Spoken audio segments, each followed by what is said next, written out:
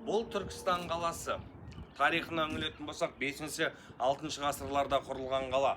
Ұлы Жібек жолының бойындағы қалалардың ішінде ең маңызды қалалардың бірі болып саналады. Себебі Қытайдан шыққан бүкіл тауардың барлығы дәл осы Түркістанға келетін болған.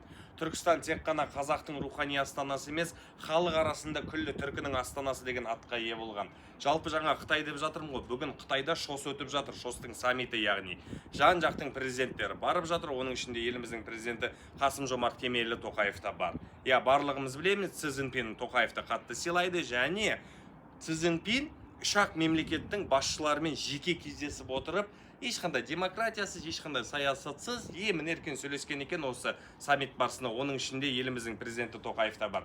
Жалпы ағайын, мен таңғалған жағдай мынау болды да менің. Еліміздің президенті Қытай тілін керемет меңгергенін білеміз, бірақ Си Цзиньпинмен тек қазақ тілінде сөйлескен екен. Яғни бұл Тоқаевтың шынымен де қазақ тіліне деген бір құрметі деп білем, ең біріншіден. Және де бізге сол Ұлы Жібек жолының кезінде біз Қытаймен қандай керемет байланыста болдық, дәл сондай байланыста болу керек. Себебі Қытайдың экономикасы күннен күнге дамып бара жатыр, бізге мұхитқа шығатын жол керек, ал Қытай оның барлығын бізге жасап отыр. Түркістаннан жалын сәлем ағайын.